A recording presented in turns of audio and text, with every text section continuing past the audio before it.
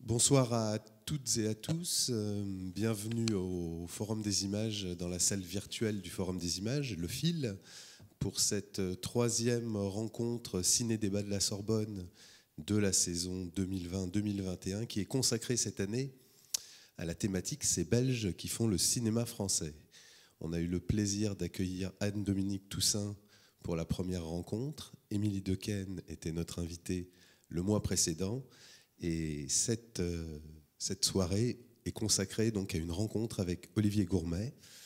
Je rappelle pour ceux d'entre vous qui ne connaissent pas la formule des ciné-débats que c'est un partenariat qu'on a noué avec l'Université Paris 1 Panthéon-Sorbonne, le Centre Wallonie-Bruxelles Constellation hors les murs et le Forum des Images donc. Et aujourd'hui, Louis Elliot, responsable du cinéma du Centre Wallonie-Bruxelles, les étudiants qu'il présentera et qui vont animer cette rencontre, donc, qui est une rencontre avec Olivier Gourmet, que je remercie infiniment pour ce déplacement en France, pour cette rencontre. Louis, je te laisse la parole, si tu le veux bien.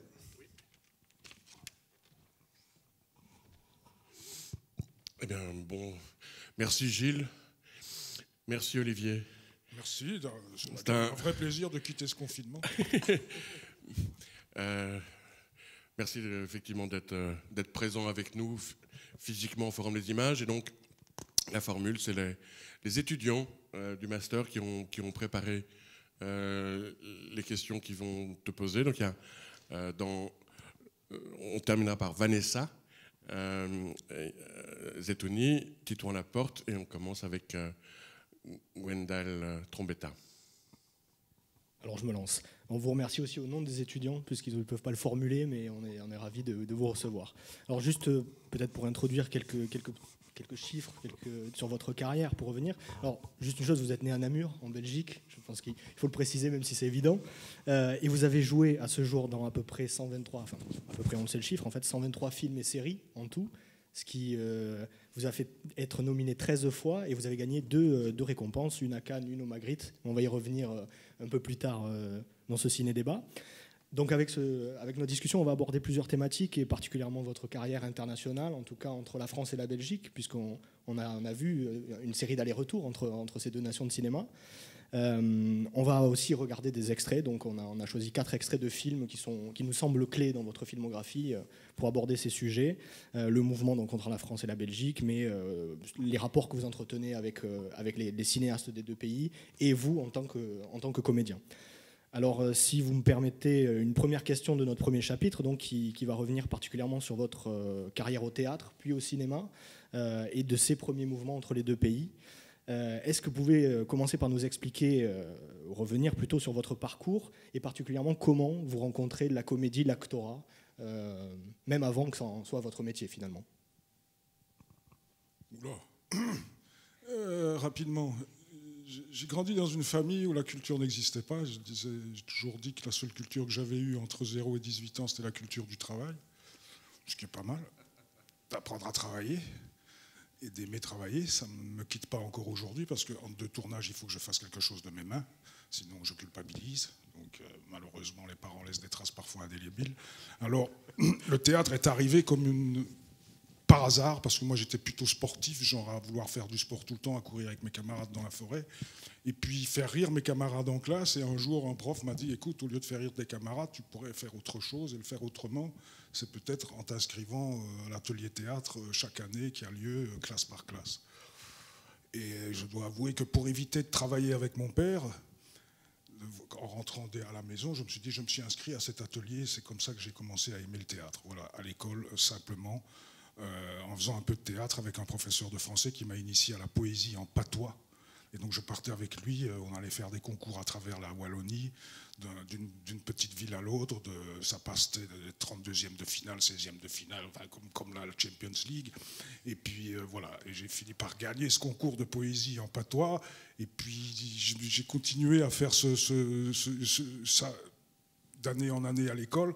Mais je dois avouer, c'était vraiment que pour exorciser toute l'énergie que j'avais en moi. C'était absolument pas pour découvrir des auteurs. C'était le plaisir du jeu, comme un enfant. Voilà, un défouloir. C'était un défouloir. D'ailleurs, quand je suis arrivé au conservatoire, très vite on m'a cassé. À partir du moment où j'ai décidé de faire ce métier, je suis rentré au conservatoire et où je me défoulais, je continuais à me défouler et à me faire plaisir. On m'a dit, écoute Olivier, tu faisais peut-être rire tes camarades, mais aujourd'hui tu ne fais plus rire personne. Il va falloir te remettre en question. Et c'est ce que j'ai fait. Je me suis remis en question et j'ai rencontré d'autres gens. Enfin voilà. Mais ça a été vraiment ça le début. C'est un professeur qui me dit, tiens, ça existe. Mais de 0 à 18 ans, jusque-là, je n'ai pas lu d'auteur. J'ai juste joué. Ce qui s'appelle jouer. Et je garde aujourd'hui cet ancrage-là, parce que pour moi, on en parlera peut-être, mais un des moteurs les plus importants pour un acteur, c'est le plaisir. Et donc vous faites déjà référence au conservatoire, c'est le Conservatoire Royal de Liège, si je ne m'abuse. Oui. Et donc, on s'est renseigné, vous avez cette formation-là, puis vous avez fait aussi les cours Florent à Paris. Ça, c'est un accident. Ben justement, à ce propos, est-ce que vous pouvez nous raconter de l'expérience déjà de ces deux formations? Et puisque c'est notre sujet, est-ce que vous avez évalué des différences entre ces deux formations-là? Le conservatoire à Liège, j'y suis rentré, je ne le connaissais pas. J'y suis allé par amour parce que j'avais une copine qui allait à Liège. Je me suis dit, si moi je vais à Bruxelles, elle à Liège, je vais la perdre. Donc il n'y a pas eu un choix. Vous voyez, j'ai jamais fait des choix de carrière quelque part. Donc je suis allé à Liège. Je ne connaissais pas très bien le conservatoire de Liège. Ce qui s'y faisait. De toute façon, quand j'y suis rentré très vite, ils m'ont dit il faut te remettre en question. J'ai jamais regretté d'y être allé parce que rapidement, je pense que Bruxelles est un conservatoire plus classique. Liège est un conservatoire plus, comment dire, ouvert sur la société, sur le monde. Il y avait une section qui s'appelait théâtre-action, c'est-à-dire il y avait des acteurs, leur formation c'était d'aller dans la rue, d'aller dans les milieux sociaux, faire du théâtre avec des amateurs. Et avec le théâtre, c'était un outil de transmission, et c'était un véritable outil d'éveil, de transmission, etc. Puis il y avait la section acteurs normaux, acteurs art dramatique, donc je suis rentré en art dramatique. Voilà. Et on a eu tout de suite, très vite, des professeurs qui avaient, je vais simplifier, dont la nécessité, c'était que l'acteur rentrer sur scène, c'était presque un acte sacré, parce qu'il détenait la parole d'un auteur qui avait parfois risqué sa vie pour énoncer un propos sensible à des spectateurs. Et donc, c'était toujours le plus important, c'était qu'est-ce qu'on raconte aux spectateurs. Et après venait le plaisir de créer un personnage et des choses comme ça, mais c'était d'abord transmettre, parler. Qu'est-ce qu'on raconte, qu'est-ce qu'on dit et qu'est-ce qu'on veut. Et de manière tout à fait avec une distanciation, on appelle la distanciation brechtienne parce qu'il ne fallait pas commencer à faire des leçons de morale, etc. Donc voilà, simplement. Après, je suis arrivé, je voulais rentrer, je suis venu à Paris parce que je voulais rentrer. J'ai eu très vite un premier prix de conservatoire, trop vite. Hein, comme je dis, entre 0 et 18 ans, je ne connaissais rien, je n'étais jamais allé, pour ainsi dire, au théâtre, un tout petit peu. Je n'avais presque pas vu de film de cinéma. À la maison, on ne regardait pratiquement pas la télé, on n'allumait pas la radio. Enfin, je n'étais pas baigné du tout dans ce milieu. Le conservatoire m'a obligé à m'ouvrir aux auteurs, à lire, aller voir des films, aller voir des pièces, des spectacles, etc. Donc, et en 2 ans, il me donne un premier prix, alors qu'en général, c'est 5 ans. Donc je me retrouve 2 ans après, je ne me sens pas prêt, je me sens pas prêt. Et je dis, j'avais vu un spectacle de Chéreau, dans La solitude des champs de coton, et j'avais aimé, puis j'avais lu quelques interviews, et j'avais vu des interviews, et je savais qu'il avait une école, les Amandiers à Nanterre, et qu'il finissait un cycle de 3 ans, et qu'il allait en reprendre un. Donc je me dis, tiens, pour continuer mon apprentissage, je ferais bien l'école des Amandiers à Nanterre, mais pas du tout avec l'envie de venir m'installer à Paris, c'était suivre un cours, un autre cours, et couper le cordon aussi, parce que je voyais des gens qui traînaient dans les conservatoires, et qui ont du mal à couper le cordon, et de passer dans la vie active, et de se mettre en danger. De prendre des risques et d'aller à la découverte, parce que ce métier, c'est quand même aller à la découverte d'eux, c'est faire des choses et rencontrer des gens. C'est comme ça qu'on évolue. Et donc, je suis arrivé à Paris longtemps à l'avance, parce que je ne connaissais pas Paris, il fallait que je trouve un logement, il fallait que je trouve un travail. Et je suis arrivé très tôt à Paris et je ne trouvais pas de logement. Et un jour, je croise quelqu'un qui me dit « Allez voir la cité universitaire, il y a des logements pour étudiants. » Mais je n'étais pas étudiant, j'étais en attente. Donc j'arrive à la maison, à la cité universitaire, et je marche dans la cite universitaire, et je vois maison des États-Unis, maison du Canada. Je dis « Mais je ne suis pas américain, je ne suis pas canadien. Est-ce qu'il y a une maison des Belges? Est-ce qu'il faut être de la nationalité pour aller dans telle ou telle maison ?» Je n'en savais rien. Donc à un moment donné, je me promène et je vois Fondation Piermans l'apôtre, maison des Belges. En fait, je dis voilà. Donc je rentre et puis je vois une secrétaire, là, avec un petit espace d'accueil, et j'explique mon cas. Je dis voilà, je vais rentrer l'année prochaine peut-être chez Chéreau à Nanterre, et en attendant, je cherche un logement parce que tout est trop cher. Donc est-ce que je pourrais... Elle me dit attendez, je vais appeler le directeur. Là, je vois le directeur, je vais aller assez vite parce que et le directeur me dit écoutez, normalement non, vous devez être étudiant, vous devez avoir un parcours scolaire à l'université, etc. pour que je puisse vous louer une chambre. Mais on a un dortoir au dernier étage. Si vous voulez, vous pouvez l'occuper en attendant que vous trouviez un logement. Et je me voilà dans ce grand dortoir. Et puis quelques jours après, il m'appelle et dit écoutez, j'ai eu un conseil d'administration. J'ai parlé de votre cas. On a décidé que si vous rentriez dans un cours là maintenant, mais il n'y en a qu'un, c'est le cours Florent, et que vous êtes accepté dans la classe libre, donc la classe qui est subventionnée, on pourrait vous louer une chambre. Et c'est comme ça que j'ai passé le cours Florent. Je n'avais pas l'intention. Et j'ai passé le concours chez Florent et j'ai été accepté. Voilà. Et j'ai fait 6 mois. Et puis Chéreau a arrêté. Il n'a pas poursuivi 3 ans, donc Chéreau a arrêté, donc je suis revenu en Belgique. Je n'ai pas voulu continuer le cours Florent. Pourquoi? Parce que le cours Florent, même si j'y ai pas perdu mon temps parce que j'avais déjà un prix de conservatoire et que j'avais déjà appris certaines bases, même si je ne me sentais pas prêt, j'avais déjà appris pas mal au conservatoire sur ce que c'est le métier d'acteur et comment on peut, et ce qu'est l'enseignement pour devenir acteur. Au cours Florent, c'est, pour être simple et sans être méchant, c'est pour... Le cours Florent, il apprend à être efficace dans des castings. Mais ce n'est pas du tout une formation de comédien complète. Donc, c'est pour ça d'ailleurs, et la plupart des gens, ils font le cours Florent et puis ils présentent le conservatoire. C'est un peu comme une préparation A. Et je ne dis pas que c'est pas bien. Moi, j'avais une prof super, c'était France Roche, ou Françoise Roche, je ne sais plus.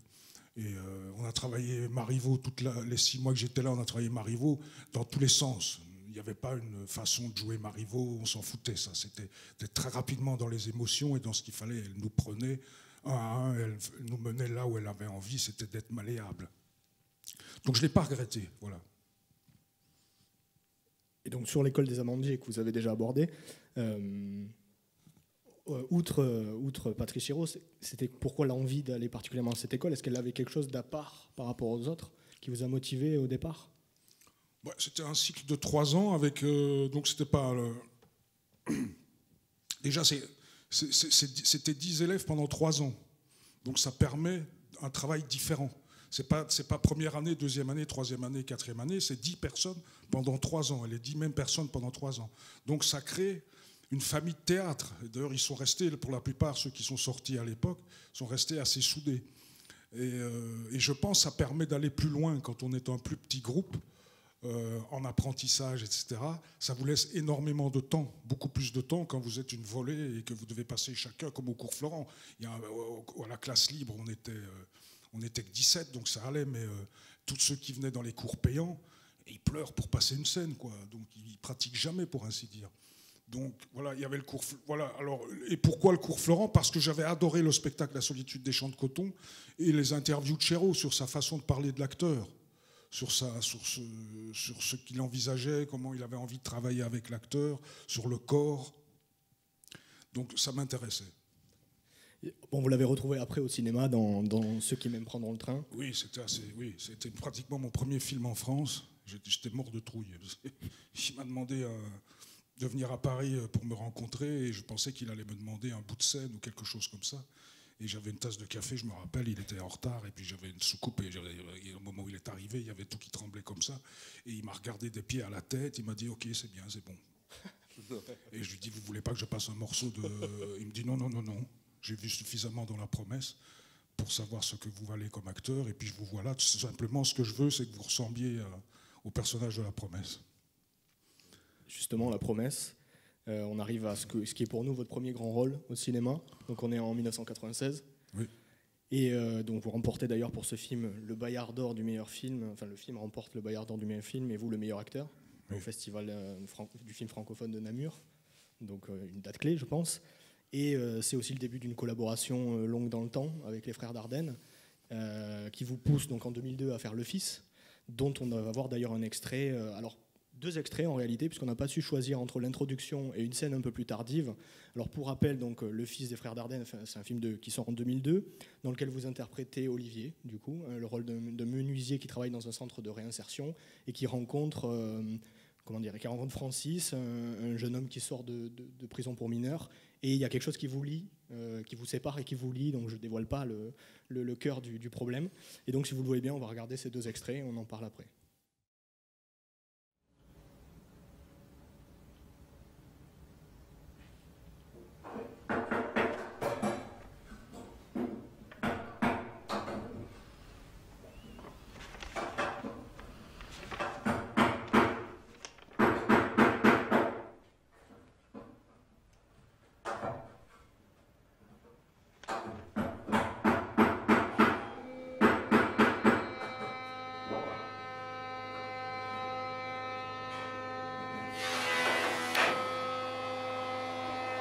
Olivier! Olivier, viens vite!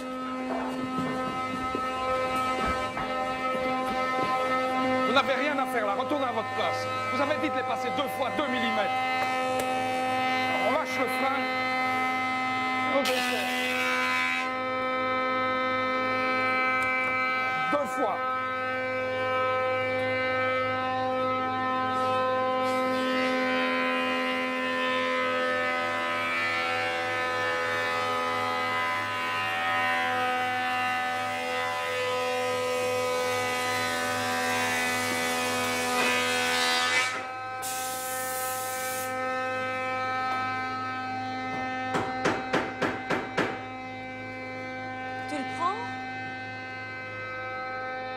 Non, je peux pas. Déjà avec 4, je m'en sors pas. Bon, ben, je vais voir s'il reste une place en soudure.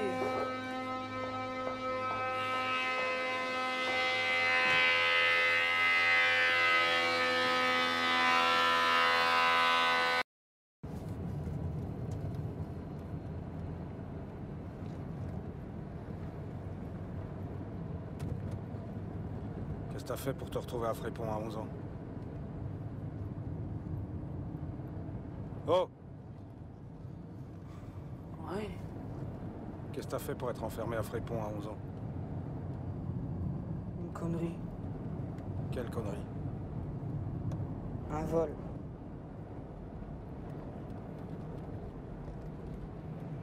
T'es enfermé juste pour un vol? Ouais, avec d'autres trucs.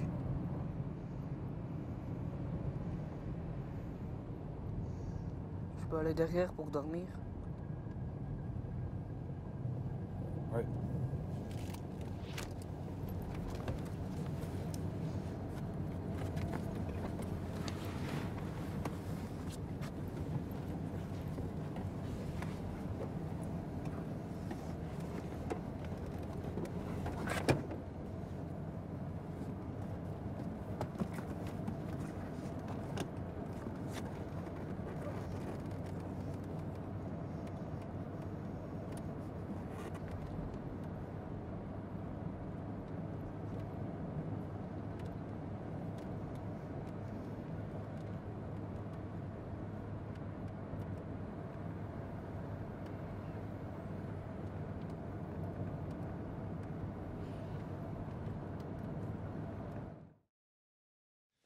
Donc voilà ces 2 extraits, le second particulièrement très impressionnant techniquement, que ce soit sur le plan de la mise en scène et avec les comédiens.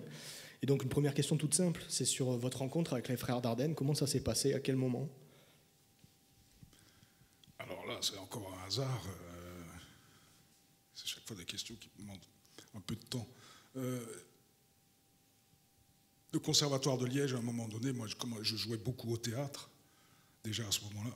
Et on me demande de faire partie du jury, c'est-à-dire s'il y a dans les conservatoires en Belgique, je pense que c'est pareil en France, enfin, je ne suis pas sûr, mais il y a un jury intérieur, donc c'est les professeurs qui jugent les étudiants tous les trimestres dans des évaluations de travaux, et ils invitent, pour une année, c'est le même jury, un jury extérieur qui qui sont des professionnels du métier en général, et qui viennent uniquement une fois tous les 3 mois voir les étudiants et les évaluer, mais de manière plus objective, on va dire, parce qu'ils n'ont pas d'affinité avec l'un tel ou un tel, ou ils ne connaissent pas le parcours d'un tel ou un tel, d'où il vient.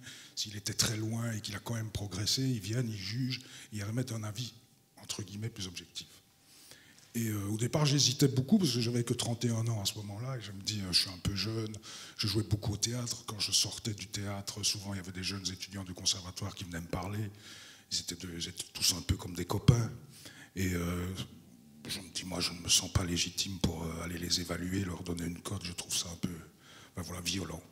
Et j'en parle avec mon épouse, et elle me dit, mais tu devrais accepter, si tu as envie, dans les jurys de conservatoire, il n'y a jamais que des vieux cons. Je dis, oui, c'est vrai que peut-être que ça serait bien qu'il y ait un jeune qui parle des jeunes, et pourquoi pas, oui, c'est vrai. Et j'ai fini par accepter. Et je me suis retrouvé dans ce jury de conservatoire avec Jean-Pierre Dardenne, entre autres. Il y en avait d'autres, mais il y avait Jean-Pierre Dardenne.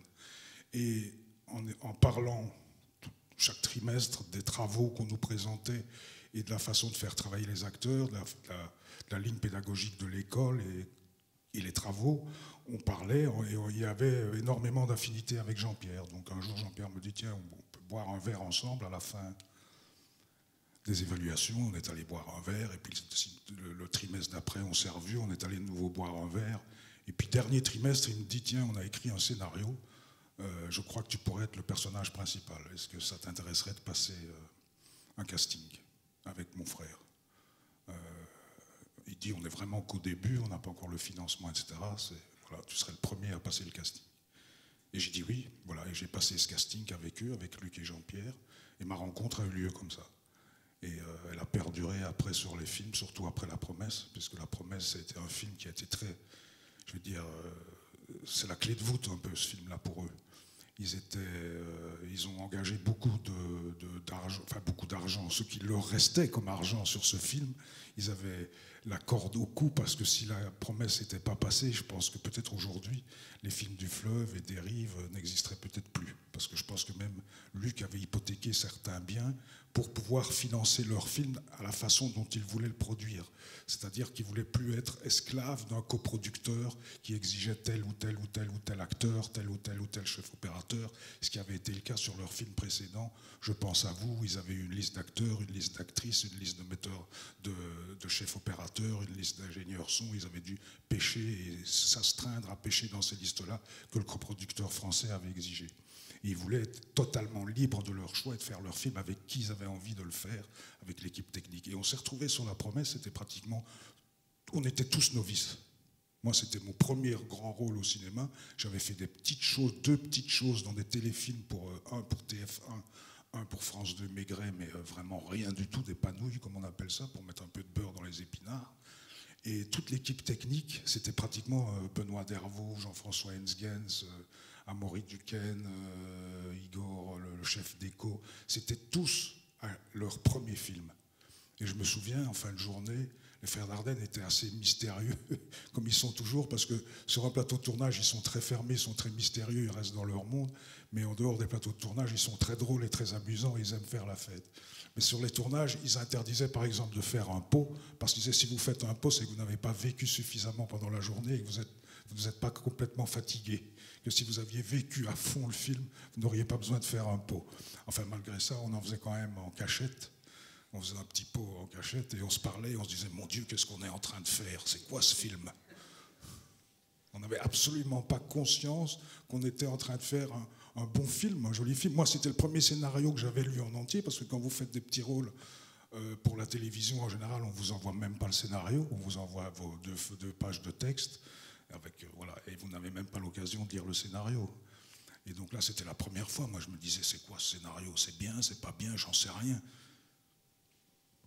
Et à ce moment-là, donc vous le dites, la carrière des frères Dardenne, c'est un tournant, mais on peut comprendre que c'est complexe peut-être de s'engager auprès d'eux. Est-ce que dans votre entourage, par exemple votre agent, si vous en aviez un à l'époque, est-ce qu'il y a des gens qui ont essayé peut-être de vous dissuader? En tout cas, comment on vend l'affaire? Les frères Dardenne n'étaient pas aimés, ils étaient un peu la risée du cinéma belge, parce que je pense à vous, c'était mal passé, je sais pas, ils avaient fait un film très singulier qui s'appelait Falche, qui est du cinéma d'essai, d'art et essai, qui est du théâtre filmé plus que du cinéma. Et ils étaient très mal considérés. Je me souviens que, justement, un peu avant de commencer le tournage, j'avais fait un personnage sur les maîtres de l'orge, un tout petit rôle. Et la maquilleuse m'avait dit « Mais non, il ne faut pas le faire, tu as déjà dit oui, ne fais surtout pas de film avec eux, ils sont mauvais. Surtout si c'est ton premier film, ça serait dommage, il ne faut surtout pas le faire. » Et puis quand on est arrivé à Cannes aussi, il y avait ils étaient totalement ignorés. Quand il y a eu la projection de La Promesse, il y avait un seul journaliste belge. C'était un gars de la province du Luxembourg, la province dont je viens, qui est un petit journal. Et comme il y avait un acteur de la province du Luxembourg, il était venu. C'était uniquement pour ça. Et en plus, lui, il faisait le cinéma comme il pouvait faire la nécrologie ou le sport. Mais voilà, il n'était pas spécialement spécialiste de cinéma. Et c'était le seul qui était à la conférence de presse. Et puis le lendemain, ils étaient atterrés, les frères Dardenne, parce que le film a eu, dans le silence de la réception du film, on a senti qu'il s'était passé quelque chose. Et le lendemain, les journaux, tous pratiquement, que ce soit Le Monde, Libé, c'était le film choc, toutes sélections confondues, La Promesse. Et même Gilles Jacob, à l'époque le directeur, a demandé une rencontre avec les frères Dardenne. Il a voulu voir le film suite à ça, et il ne comprenait pas comment le film était passé à travers les mailles du filet. C'est pour ça que j'ai toujours pensé que Rosetta était un prix de compensation. Enfin, je leur dis toujours ça, ils sont très fâchés quand je dis ça, mais qu'en fait c'est La Promesse qui aurait dû avoir un prix. Mais il était à la quinzaine des réalisateurs et pas en sélection officielle. Voilà. Je ne sais plus quelle était la question initiale. Oui, s'il y avait des gens qui m'avaient dit. Et donc là-bas même, donc les journalistes eux-mêmes n'étaient pas à la projection. Donc le lendemain, ils se sont fait enguirlander par, je ne sais plus comment ils s'appelaient les décédés, mais qui étaient chargés de la... tu le dirais bien toi Louis, mais enfin bref, ça n'a pas d'importance. Et les journalistes belges ont été évidemment obligés d'écrire un article, les journaux importants, Le Soir, La Libre Belgique, et donc ils ont repris les articles du Monde et de Libé en mettant SIC, quoi, SIC, Libé, SIC, Le Monde. Parce qu'eux n'avaient pas vu le film, donc ils ne pouvaient pas en parler. Ils étaient sur la plage pour assister à un match de catch féminin entre Lolo Ferrari et je ne sais plus qui. Voilà, l'histoire, ça c'est la Belgique. On est aimé ou détesté. Mais du coup, là, pour rebondir sur la question de Gwendal, la rencontre avec un agent artistique, elle se fait au moment de la sortie de La Promesse, peut-être? La sortie en salle du film? Alors oui, les agents, ils ont le nez fin, hein, parfois, ils cherchent. Donc, moi, j'avais pas d'agent. Je savais même pas que ça existait. J'avais pas d'idée de faire une carrière de cinéma. Moi, je jouais beaucoup au théâtre en Belgique. Ça me suffisait. J'étais heureux. Je jouais beaucoup. Et donc, j'avais aucune envie de faire spécialement du cinéma ou de faire une carrière à Paris. Mais les agents, évidemment, sont arrivés après La Promesse très vite. C'est un Belge qui m'a appelé, Michel Feller, qui était chez VMA Art Média à l'époque, et qui a été mon premier agent. Voilà.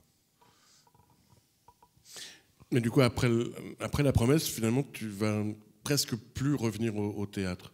Il y aura encore une pièce à Liège, et après c'est fini. Qui était une reprise. Le cinéma va te happer, et finalement tu te laisses faire.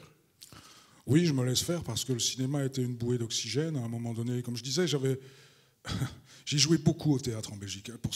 En Belgique, malheureusement, et quelque part heureusement, ça m'a formé de cette façon-là. C'est que pour la francophonie, la partie francophone belge, il y a 4,5 millions d'habitants. C'est moins que Paris. Donc vous jouez 15 jours, pas plus. Donc vous répétez comme un spectacle à Paris, 2 mois et demi, et puis vous jouez 10 jours. Et puis le spectacle s'arrête, parce que le public est éculé. Voilà. Et il y a rarement des ventes à l'étranger, parce que ça coûte cher de payer quelqu'un dans un théâtre pour ne s'occuper que de ça. Il y a quand même eu parfois, heureusement, des ventes à l'étranger ou des coproductions avec l'étranger où on allait jouer aussi un peu en France, que ce soit à Villeneuve d'Ascq, à Marseille, à Montpellier, à Sète, à Grenoble, où il y avait des passerelles comme ça entre certains théâtres. Voilà. Mais on jouait très peu. Donc je faisais beaucoup de spectacles sur l'année. Je faisais parfois 3-4 spectacles sur l'année de théâtre. Donc c'est beaucoup. J'avais pratiquement pas de jour de relâche. Mais juillet, août, on commençait à répéter pour le spectacle de rentrée. Voilà. J'étais formé comme ça à beaucoup répéter. Et j'adorais ça, répéter. Se casser la figure, chercher ensemble. ce qu'est le personnage, ce que l'auteur a voulu dire.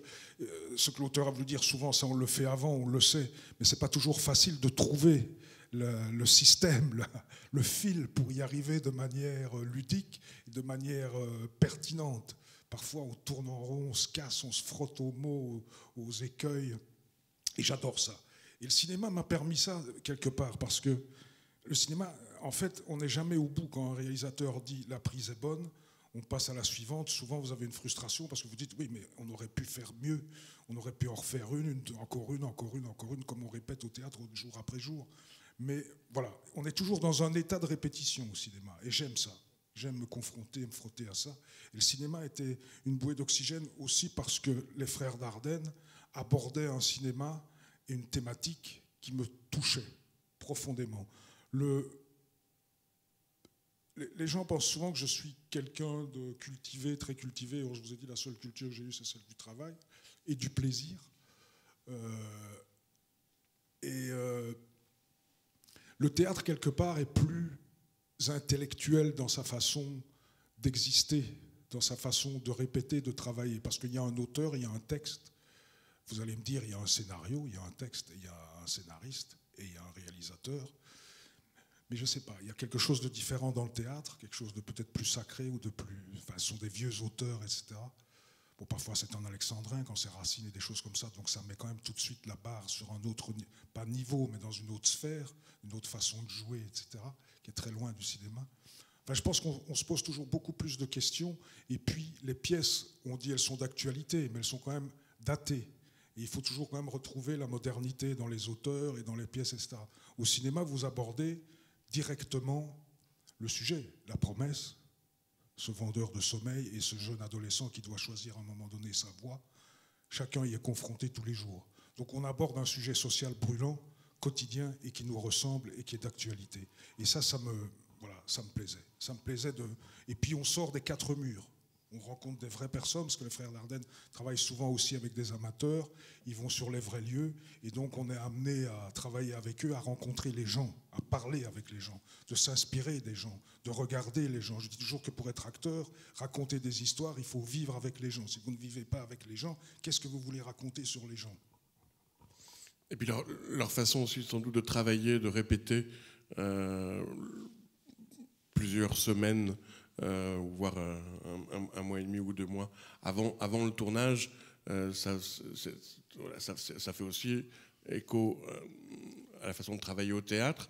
Donc il y a eu la promesse, une révélation, et puis il y a Rosetta, qui donc leur vaudra une palme d'or et le prix d'interprétation à Émilie Dequesne, où tu as un rôle important.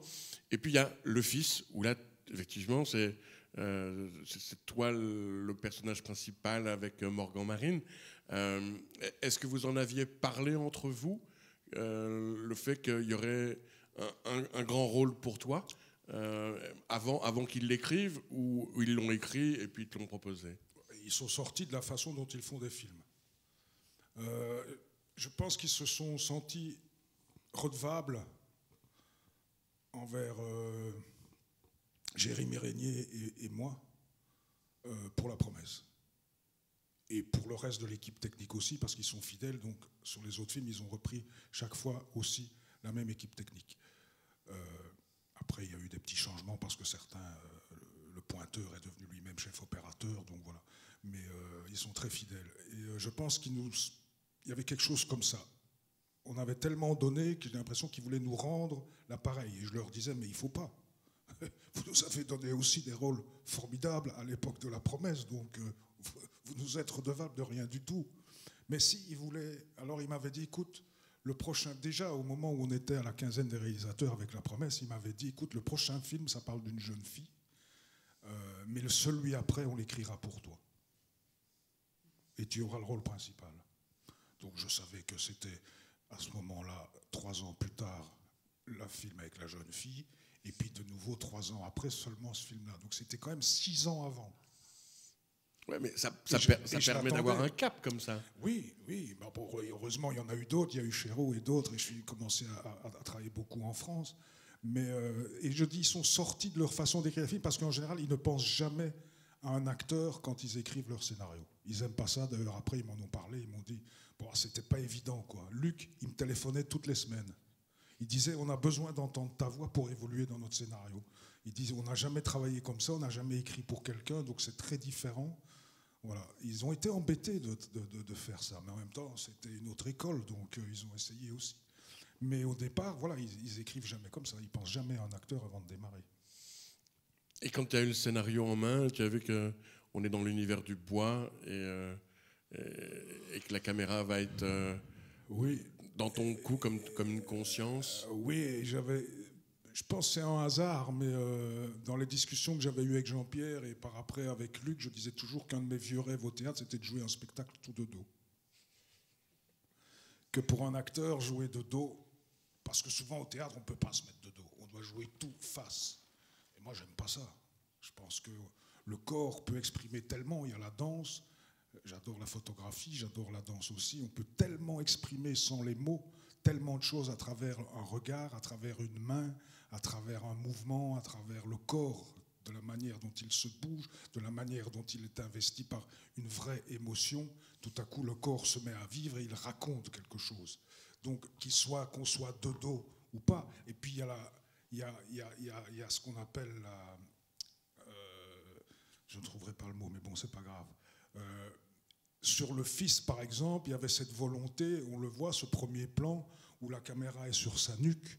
C'est vrai, quand on parle avec des gens qui ont eu des drames dans leur vie, alors il y a une douleur qui apparaît pratiquement et qui reste permanente. Et certaines personnes vous diront, ben, depuis qu'il y a eu ce drame, j'ai une douleur là, c'est somatisé simplement.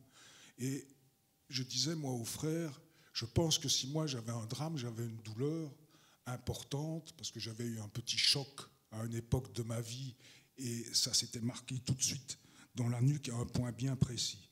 Et cette douleur, elle est là, constamment dans la nuque. Et donc ils sont partis de ça, de ce fait-là, que la douleur du personnage, son passé, il est dans son dos, il est dans sa nuque tout le temps. Et ça a été le fil rouge du film, et surtout qu'ils avaient cette petite caméra qui est, je ne sais pas si vous avez déjà entendu parler, parce qu'on n'utilise plus beaucoup aujourd'hui, qui était à l'époque, parce qu'on tournait encore en pellicule, c'était la Minima de Hatton. C'est une toute petite caméra qu'on peut tenir à bout de bras.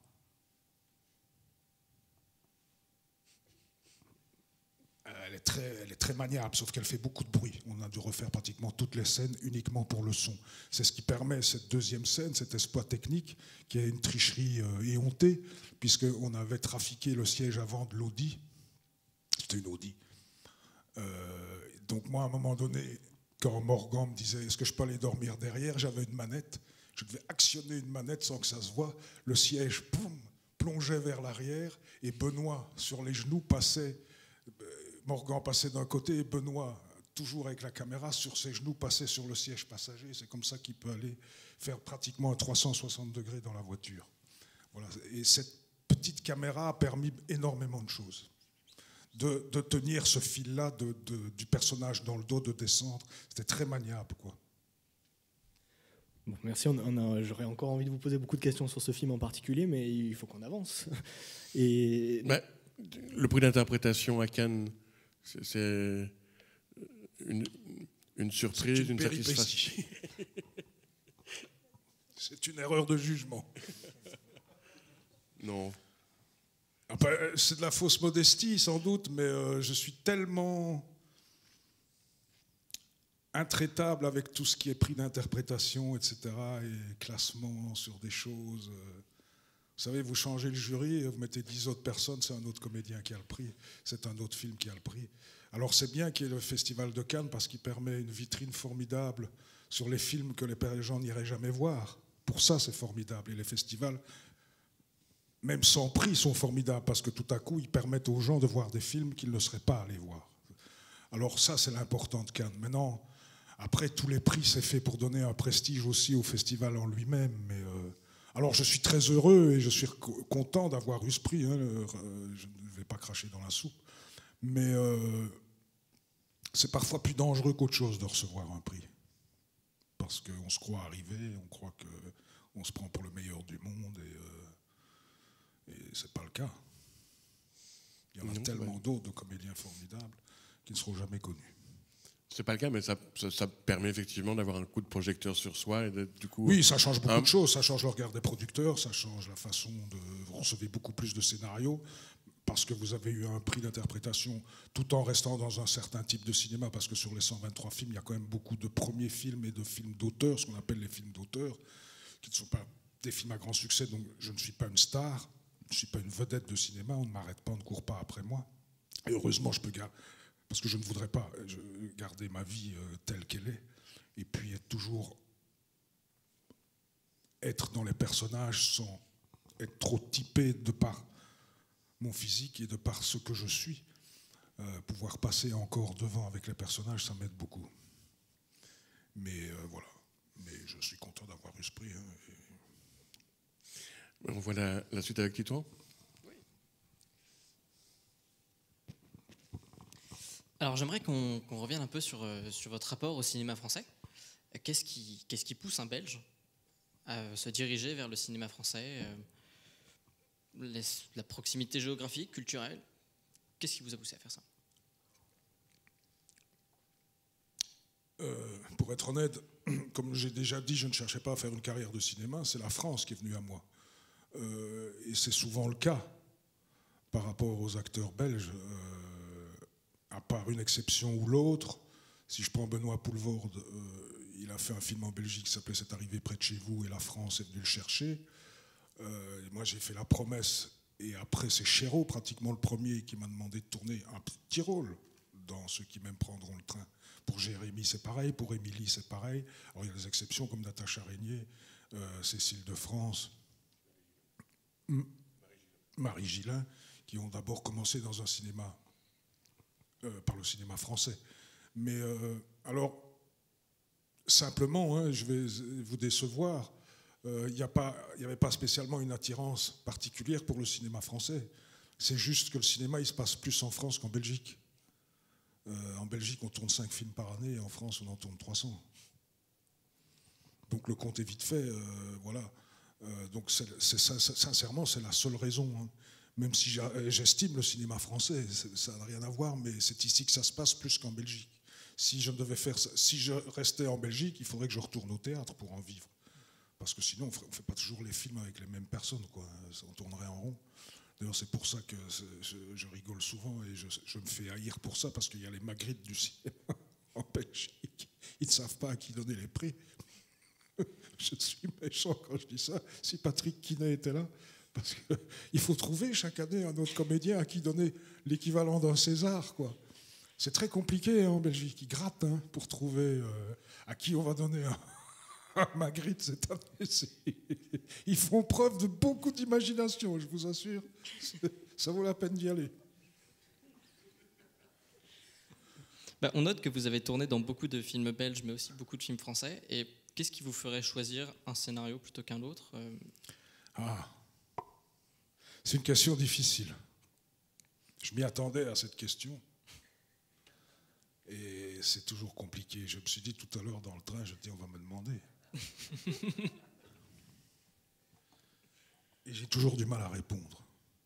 Si ce n'est que de m'expliquer un tant soit peu sur ce par quoi je suis sensible. Ce par quoi je suis sensibilisé, ce à quoi je suis sensible. Mon français n'est pas très bon. Ça répond déjà en partie à la question. Mais je continue à dire qu'un scénario, quand je le lis, quand je ferme la dernière page, je me dis « Ouh ». Alors ça ne vous dit pas ce qu'est ce scénario, mais il y a ce plaisir-là déjà de la lecture, au départ. De cet élan de lecture qui vous anime ou pas.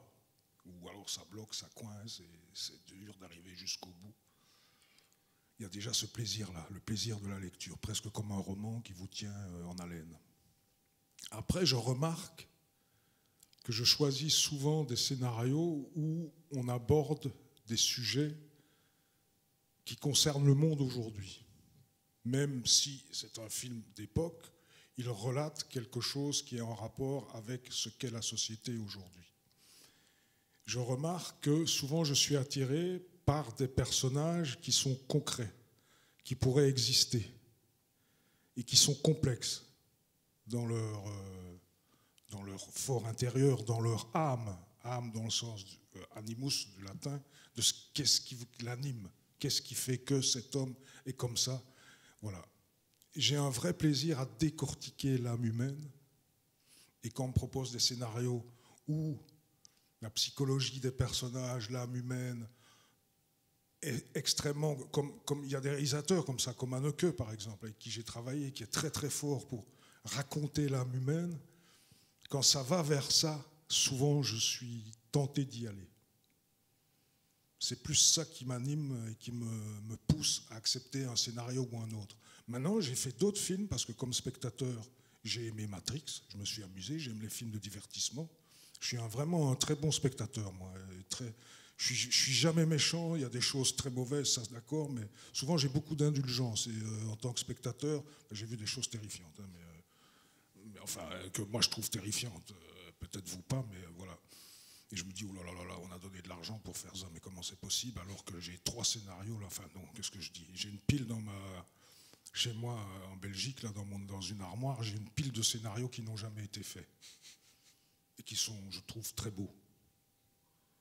Et je me dis, un jour, je les reprendrai ou je les filerai à quelqu'un et peut-être que ces films existeront, et tout en ayant un respect pour celui qui l'aura écrit au début. Mais il y en a un paquet et parfois on voit, voilà. Mais voilà, je pense avoir répondu plus ou moins à votre question, ce qui me pousse à accepter tel ou tel scénario. Ça ne veut pas dire, on ne sait pas ce qu'un film va donner au bout du compte après. Un bon scénario fait, enfin ça on vous l'a déjà dit, hein, un bon scénario peut faire un très bon film, un mauvais scénario peut faire un bon film. Ça, il y a encore aussi la magie au moment où on tourne et où on peut remettre les choses en question. Et si on a quelqu'un qui a un bon regard comme réalisateur et qui est suffisamment malléable pour, quand il y a un problème, de voir ce qu'il y a à faire ou ce qu'il faudrait peut-être faire, ou d'en parler avec les autres pour comment y arriver, tout en gardant la main sur le film. Parce que quand vous commencez à demander l'avis à trop de gens, vous commencez par perdre votre film. Moi, j'ai souvent, j'ai fait beaucoup de premiers films, et souvent, les premières rencontres, je dis souvent aux réalisateurs, je dis surtout restez qui vous êtes et allez au bout de vos idées. Je me souviens d'un film qui s'appelle Home avec Ursula Meyer, c'était son premier long. J'aimais beaucoup le scénario sauf la fin. J'aimais pas du tout la fin. Je n'aimais pas cette fin qui était trop abstraite pour moi.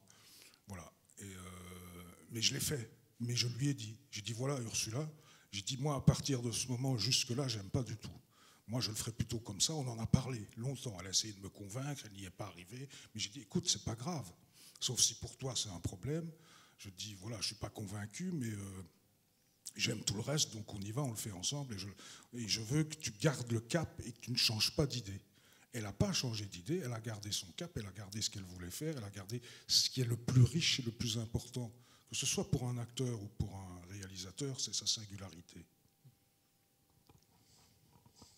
Mais le fait qu'un film se tourne en Belgique, ou pas très loin de chez toi, qui te permettrait de rentrer à la maison tous les soirs, ou au contraire qui va être tourné très loin de chez toi. Est-ce que ça joue dans le choix entre 2 projets? Non, ça ne joue pas. Le fils, je n'habitais plus Liège, j'étais reparti dans mon petit village des Ardennes où j'ai grandi, et je suis resté à Liège toute la durée du film. J'aurais pu rentrer tous les jours et revenir tous les jours, il n'y a que 100 km, mais je ne l'ai pas fait, j'étais à l'hôtel. Donc j'étais loin de chez moi, parce que ça dépend les rôles, évidemment. Si c'est un petit rôle, je repars, je rentre chez moi. Même s'il n'y a pas de petit rôle, comme on dit toujours. Mais il y a sur certains films, je préfère, de fait, souvent j'arrive quelques jours avant, parce que j'aime bien m'imprégner des lieux. Comme je dis, c'est important de... Mais ça dépend à chacun. Chacun conduit sa barque comme il a envie, et chacun a sa cuisine intérieure comme acteur.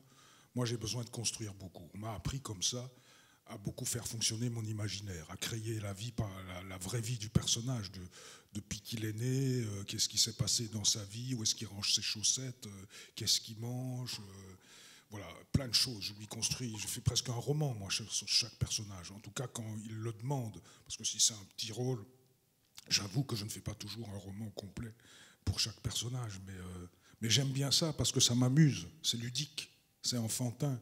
C'est comme se déguiser, inventer une vie à quelqu'un. Ben pour moi, c'est ludique.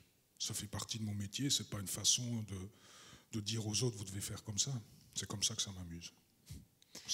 Je reviens à cette notion de plaisir. Vous avez participé à beaucoup de coproductions de films internationaux. Est-ce que vous pensez que c'est par rapport au quota que les films se font avec vous, ou au contraire, c'est parce que vous êtes présent dans ce film que les films peuvent se faire?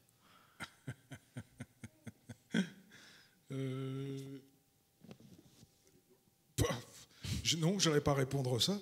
J'allais répondre, je pense qu'honnêtement, je ne pense pas avoir été choisi en disant merde, il faut un Belge, donc on va prendre Gourmet, parce qu'il y a une coproduction. Je pense que ça a été... voilà, je ne pense pas. Maintenant, peut-être que je me trompe, puisque Louis dit peut-être un peu des deux. Mais, donc il y a peut-être des choses que je ne sais pas, parce qu'un réalisateur qui vous demande de jouer un rôle, il ne va pas vous dire c'est parce que tu es belge et que j'ai besoin d'argent en Belgique que je te prends. Il va dire je voulais faire le film avec toi. Donc même s'il me ment, c'est mieux de me mentir dans ce cas-là. Mais je dirais non. Je pense que voilà, après, oui, le fait que ce soit moi qui accepte, avec ma petite notoriété, permet de trouver parfois des coproductions en Belgique.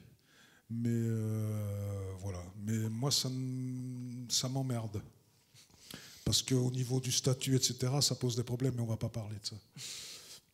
Oui, mais justement, parce que c'est pas le même statut.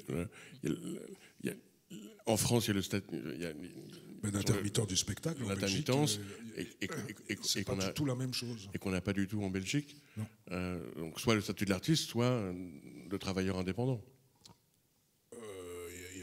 Oui, c'est soit travailleur indépendant, ce que je suis devenu, moi, mais justement pour faire plaisir aux productions qui ont toujours moins d'argent, pour ne pas devoir payer de charges sociales. Ben, si je suis indépendant, ils n'ont pas le coût des charges sociales, puisqu'elles me reviennent. Donc voilà.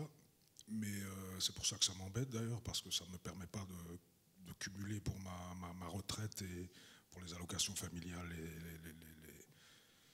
la sécurité sociale, etc. Enfin bref. On ne va pas parler de ça, c'est un autre débat, mais en Belgique, oui, non, il y a quand même un statut qui est...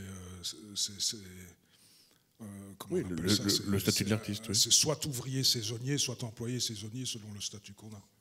Mais on a l'avantage de voir, quand on a ce statut d'ouvrier saisonnier ou d'employé saisonnier, il suffit de prouver un seul jour de travail par année pour ne pas être déchu du chômage. Donc c'est quand même aussi un statut qui permet certaines choses. Alors, vous jouez en 2011 dans L'exercice de l'État de Pierre Scholler. C'est une coproduction franco-belge et ce film a été nominé 8 fois au César. On en a remporté 3. Je vous propose qu'on regarde un extrait. Dans ce film, vous interprétez le rôle du ministre des Transports en France, Bertrand Saint-Jean, et vous accueillez dans le cadre d'un coup de com' du plan Solidarité un chômeur qui va devenir votre chauffeur. Et donc la scène se déroule chez le chauffeur, accompagné de sa femme. Donc vous y jouez à côté de Sylvain Deblay et Anne Azoulay. Vous voyez, Josepha, avant, la profession politique était entourée d'un certain respect. Le respect, entre autres, de son efficacité. Et c'est quoi pour vous avant? Avant, quand il y avait le plein emploi, le taux de chômage à 2-3%, aujourd'hui, on nous insulte. On nous veut pauvres, on nous moque, on nous veut minables, puérils, grotesques. J'ai même un petit à mon cabinet, dans les dîners, Louis-Do. Il n'ose pas. Il dit qu'il est tout, sauf dans un ministère. C'est tragique. Franchement, c'est parfois difficile de faire la différence entre la caricature et le modèle, non? Je sais tout ça. Mais nos rois avaient aussi leurs bouffons. Mais le bouffon du roi ne rentrait pas dans les cathédrales. Aujourd'hui, les bouffons occupent les cathédrales. Et nous, les hommes politiques, nous devons leur demander pardon. Ça vous est déjà arrivé d'avoir à demander pardon? Et je passe mon temps à ça. Non. et demandez à Martin. Là, lui, il sait, parce que lui, il voit des trucs. Mais oubliez, il dira rien, il vous dira rien. Niente. Mi pare on a péché. Ah, vous êtes ça. Ouais, ça illumine tout, vous comprenez tout maintenant? Non, du tout, du tout. Non, mais qu'est-ce que vous savez? Qu'est-ce que vous savez de ce que je vis? De la Sardaigne. Ah. J'y suis allé, je connais un peu les Sarbes. Non, mais venez, une semaine au ministère. Vous venez une semaine dans mon service. Et je connais votre réalité. Mais vous connaissez rien du tout de la réalité. Absolument. En tout cas, pas de la mienne. Vous la connaissez pas, moi, ma C'est vous réalité. qui pensez en comptable. Ah bon? Oh, bah, ça, c'est sûr. Hein. Absolument, vous pensez en comptable. Vous pensez pas aux autres.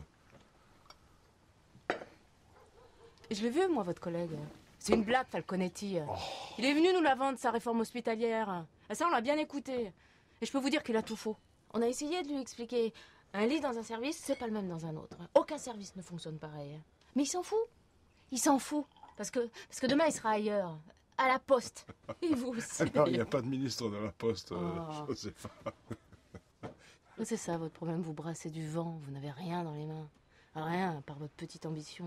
Alors vous occupez l'espace, la télé, la radio, et que je te vends une petite réforme hospitalière, et une petite guéguerre entre vous. C'est pitoyable. S'il vous plaît, il faut rester précis et factuel. Vous êtes en train de tout mélanger, Josépha. Mais nous, pendant ce temps-là, on crève la gueule ouverte. Non, mais je vous assure qu'il y a encore d'excellents établissements. Il y a le CHU de Toulouse, Nice, Lille. La gueule ouverte. C'est bon, Josépha. On a compris. Mais tu parles maintenant? Tu parles? Tu le défends? Monsieur a la trouille de perdre ses 4 petites semaines de stage. Ça va, Josépha. Non, mais vous connaissez, vous savez pas. Vous savez. On allait se coucher. Tout se coucher. Mais toi, tu couches avec lui, hein, pas moi. Non, non, non, Il y a non, non, non. le CHU de la Source à Orléans. Le château Orléans. Maintenant, vous buvez de l'eau. Allez. Dirige un hectare. Ça tient même pas la conne. Allez, non, j'ai dit. Ah. Non. Mais il est dingue.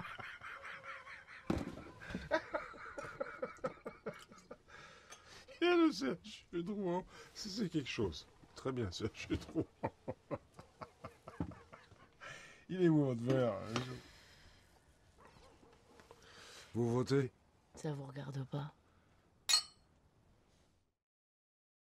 Donc voilà, film pour lequel vous recevez un Magritte, du coup, en 2013.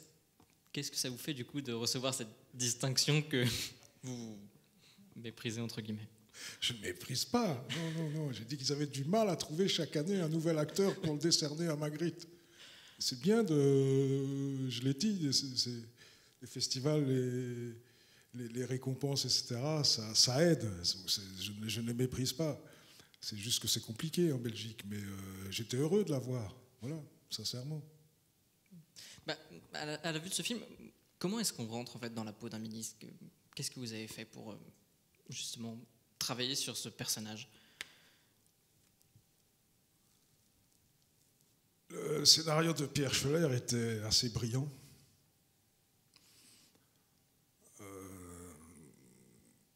Et on sentait un rythme dans l'écriture. Et lui, quand je l'avais rencontré, il m'avait parlé du rythme du film, parce que c'est un film bavard. Et pour tenir le spectateur en haleine, il fallait avoir, en tout cas à son avis, un rythme parfait. Il se fait que je pense que Pierre a quelque part... son frère est musicien, compositeur. Et je pense que Pierre a quelque part aussi ce qu'on appelle l'oreille parfaite. Ou pas, mais en tout cas, il a une vraie oreille. Et sur le tournage, à tout moment, il insistait beaucoup sur le rythme, sur trouver le rythme de la scène. Et voilà, on a travaillé beaucoup sur le rythme. Et je pense que ça a été une des clés du succès de ce film. Tout à l'heure, vous aviez dit que pour choisir un scénario, c'était aussi ce qui défendait et ce que vous pouviez avoir à dire. Et justement, est-ce qu'en tant qu'acteur, vous avez une certaine volonté à défendre et à dire certains travers de l'État ou certaines choses? Mais oui, j'ai des choses à dire. Malheureusement, je ne suis pas réalisateur et je ne suis pas scénariste, donc je ne les ai pas encore écrites. Peut-être que ça viendra un jour. C'est pour ça que j'aime les univers de certains réalisateurs, parce qu'ils m'amènent à participer avec eux à des choses qui sont dites à travers les dialogues et à travers l'histoire et la narration. Voilà. Mais ça me permet, comme je dis toujours, que j'aime, c'est-à-dire de rencontrer des gens qui vont pouvoir m'aider ou faire des lectures qui vont m'aider à construire le personnage ou à rentrer, à prendre connaissance. Parce qu'il y a quand même pas mal, sur un ministère par exemple, on a tous très peu l'occasion de vivre à un moment donné dans un ministère et de voir la tension qui est palpable dans un ministère. Pour l'exercice de l'État, j'avais demandé à Pierre de pouvoir rencontrer un ministre et de pouvoir rester 2-3 jours, si possible, avec lui, et de rentrer dans le ministère et de l'accompagner. J'aurais bien voulu le ministère de l'Intérieur, mais évidemment, ça a été refusé pour des tas de raisons, qui sont logiques d'ailleurs, pas de secret, mais enfin si, de confidentialité. Donc j'ai terminé par trouver quand même quelqu'un, c'était Frédéric Mitterrand, au ministère de la Culture. Donc j'ai passé 3 jours avec Frédéric Mitterrand, dont une partie au ministère de la Culture, une partie au Sénat, une partie sur les chemins, dans Paris pour des inaugurations ou des visites ou des choses comme ça. Mais ce qui a été le plus intéressant, c'était au sein même du ministère. On sent tout de suite, très vite, quand on rentre dans un ministère, la tension qui est palpable et la vitesse, le rythme. Il me le disait, il me dit la charge de travail est considérable parce qu'il est appelé, on ne se rend pas compte, mais ça peut être une petite chapelle abandonnée au bout d'un pré qui est en demande de réfection et qui a été abandonnée, mais où il y a quand même quelque chose qu'il faut sauver. Et il y a des milliers et des milliers de sujets, des milliers de dossiers. Heureusement, ils ont des conseillers et des gens qui préparent et qui préparent le travail et qui vont directement à l'essentiel. Mais on sent de fait dans un ministère cette tension. Et le fait d'y être resté 3 jours m'a permis de trouver ce qui était important pour Pierre, le rythme du personnage. Voilà, donc c'est toujours intéressant et c'est ça qui m'amuse aussi, c'est de rencontrer les gens, de découvrir des milieux que je ne connais pas, des univers que je ne connais pas et où moi-même je m'instruis, où j'apprends des choses. Vous avez tourné ensuite après par la suite plusieurs fois avec Pierre Schoeller, notamment dans Les Anonymes, mais aussi Un peuple et son roi en 2018. On voit aussi, comme le cas des Frères Dardenne, que vous aviez certaines affinités, que vous travaillerez assez souvent avec les mêmes personnes. C'est en fonction des affinités que ça se fait. Oui, c'est en fonction des affinités. À un moment donné, ça devient vraiment en fonction des affinités. Par exemple, Un peuple et son roi, c'était vraiment par affinité, par amitié pour Pierre, parce qu'à la lecture du scénario, moi, ça a été un film compliqué à produire. C'est un film qui coûtait très très cher, c'est un film d'époque, donc enfin, je ne sais pas si vous l'avez vu, donc c'était un film très très cher. Et au départ, Pierre, il voulait faire 3 films. Il voulait le faire en trois parties. J'ai oublié les 3 parties. Il y avait la Révolution, puis il y avait la Terreur, et puis j'ai oublié. Mais bref. Au bout du compte, il n'y a pas eu l'argent pour faire les 3 films. Il n'a eu l'argent que pour faire peut-être 2 films. Donc il a dû réécrire son scénario. Moi, j'avais lu une étape de scénario que je trouvais vraiment très convaincante. Et puis il a dû réécrire, supprimer des tas de choses. Et puis est arrivé le premier scénario final qui allait être filmé et j'étais beaucoup moins convaincu sur le scénario. Mais j'y suis allé quand même, parce que c'est Pierre et que je trouve, de par l'exercice de l'État, que c'est un réalisateur brillant. Voilà. Et donc on y est allé quand même, mais c'est vraiment par affinité, pour répondre à la question. On note aussi, comme vous le disiez, que vous avez tourné dans plusieurs premiers films. Qu'est-ce qui vous lance justement avec ces réalisateurs que parfois vous ne connaissez pas forcément? Qu'est-ce qui vous intrigue à faire ce genre de projet? Mais il faut croire que dans les premiers films, il y a quelque chose qui me touche à chaque fois, souvent en tout cas. Et je le dis, je pense que c'est peut-être une fraîcheur, simplement. Quelque chose de neuf et de singulier, peut-être plus... Vous savez, je pense que ça doit être compliqué. Vous aurez l'occasion et vous pourrez poser les questions, mais à des réalisateurs qui écrivent eux-mêmes leur scénario, d'écrire le 2e, puis d'écrire le 3e, d'écrire le 4e sans refaire le 3e, sans refaire le 2e, sans refaire le 1er. Donc je pense que dans un premier élan, d'un premier film, d'un premier jet, il y a toujours quelque chose de... Enfin souvent, quelque chose de frais, quelque chose de... On n'essaye pas de faire ou de ressembler ou où on a fait ça, mais on est passé au-dessus et on a quelque chose de singulier et qui est vraiment représentatif de ce que vous êtes, vraiment, de ce que vous êtes vous. C'est votre idée, c'est votre bébé, c'est votre enfant, c'est votre mouvement, c'est votre élan, c'est votre désir, c'est votre envie, c'est votre nécessité. Et je pense que ça se sent souvent dans des premiers scénarios, ça se sent davantage que dans d'autres. Et justement, en parlant de nécessité, on constate que vous avez fait autant de films sociaux que de films de genre. Est-ce que vous avez une vraie affinité pour le film de genre, comme le polar, par exemple? Mais oui, comme je vous disais, je suis un bon spectateur et je suis un gros lecteur de polar. Donc j'aime ça. Et souvent on me pose la question, est-ce que tu vas réaliser un jour? Parce que c'était un peu la mode des acteurs qui réalisent. Je dis tant que ce ne sera pas essentiel et vital pour moi, je pense que non. Mais je dis peut-être si un jour je réalise, ce sera soit, je pense plutôt en premier un documentaire, parce que sur la société, j'aurais envie de raconter quelque chose qui me touche, et je le ferai peut-être plus facilement par le biais du documentaire, sans pour autant penser qu'un documentaire est plus facile qu'un film. Enfin, j'ai peut-être tendance à penser que c'est plus facile de faire un documentaire qu'un film. C'est peut-être pas le cas, j'en sais rien. Ou un polar, une adaptation d'un polar. Très bien. Ben, je pense qu'on va pouvoir enchaîner avec la partie sur le comédien que vous êtes, que Vanessa va pouvoir nous présenter. Nous allons regarder tout d'abord un extrait d'Ennemi public numéro 1, réalisé par Jean-François Richet en 2008. C'est un biopic de la vie de Jacques Mézerine, dont vous interprétez le rôle du commissaire Broussard qui le poursuit. Et la scène qu'on a choisie, c'est votre première confrontation avec Jacques Mézerine, qui est interprété par Vincent Cassel. Tais-toi d'abord pour me tutoyer. Robert Broussard, commissaire à la BRI. Ah ouais, Broussard, le collier de barbe. Hein? Celui qui arrête pas de faire des photos dans les journaux. C'est ça. Maintenant, t'arrêtes ton cercle, Jacques, et tu te rends. D'abord, je t'emmerde. Et puis, qui est-ce qui me dit que c'est toi?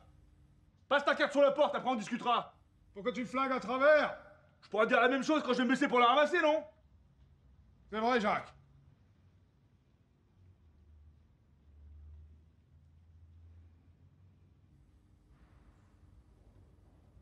Allez, t'as ma parole. Si tu sais qui je suis, tu sais que je mens pas. Je tirerai pas.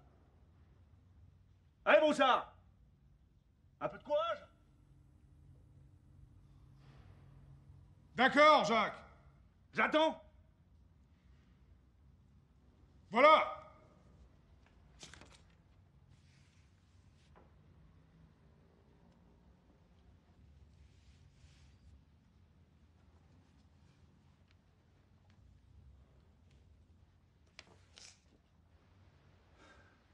Alors?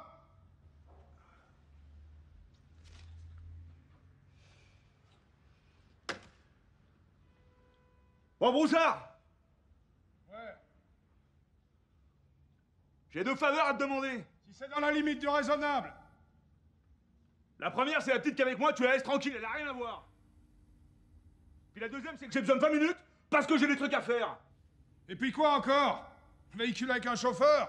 Ça, de toute façon, je l'aurai. De toute façon, t'as pas le choix, Broussard. C'est ça ou c'est la guerre. Alors? Alors? 20 minutes, Jacques. 20 minutes.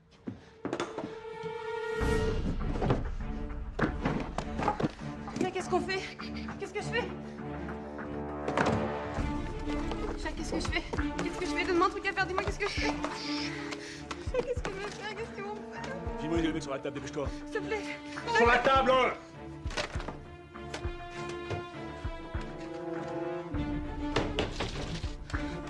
Jacques, ils vont m'emmener? Ils vont m'emmener en prison? Jacques, je veux pas aller en prison, hein. Ils vont me laisser mon avis. Reste tranquille, reste tranquille. Je peux pas rester tranquille, ils vont rentrer. Ta gueule! Oui? Tu fermes ta gueule? Jacques, qu'est-ce que je vais faire? Qu'est-ce qu'ils vont me faire? Ça va aller.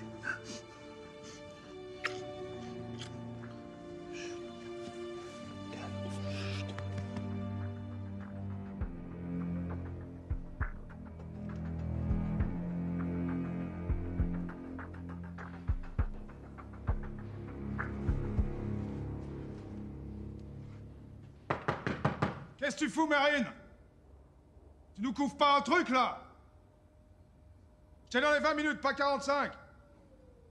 Bon ça, dis-moi, est-ce que t'aurais les couilles de venir me chercher sans ton arme et sans ton gilet pare-balles? Pourquoi je ferais ça? Comme ça? Pour voir si t'es capable. Moi, en tout cas, je le ferai. Froussard! T'es sûr que tu boxes dans la même catégorie que moi, dis donc? Hein? Alors, Broussard?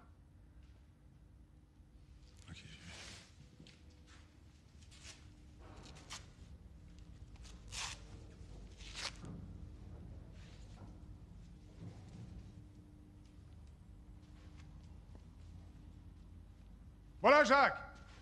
J'ai laissé tomber le gilet pare-balles et le flingue. Et toi, t'auras les couilles de sortir sans ton arme?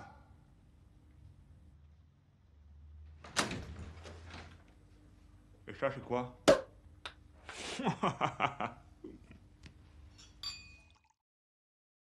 Donc, revenons un peu à cette question de genre.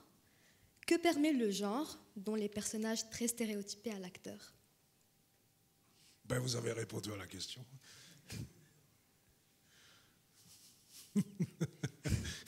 Oui, le genre permet d'aborder les personnages différemment. En tout cas, ce que je pense du film de genre, c'est que souvent les personnages sont plus stéréotypés, sont plus caricaturaux, sont plus esquissés. Mais bon, après, on pourrait trouver des films de genre où on est quand même dans la psychologie des personnages. Ici, on n'est quand même pas dans Broussard, parce que Broussard, il sert à la narration du film. C'est un événement dans la vie de Mesrine. Ce qu'on raconte, c'est la vie de Mesrine, c'est pas la vie de Broussard. Donc là, sur le coup, j'ai pas eu besoin de faire un entraînement dans un commissariat pendant X temps pour faire Broussard, parce qu'on ne raconte pas la psychologie d'un flic ou ce qu'est un flic. On est dans l'image même de Broussard. La seule chose qui m'a été demandée par Jean-François Richet, c'était de regarder toutes les images d'archives et d'avoir la même gestuelle que Broussard avait, donc pour rester au plus près du personnage en lui-même. Donc, mais bon, après, il y a des films, oui, bon, bah, je sais pas, je cherche vite fait.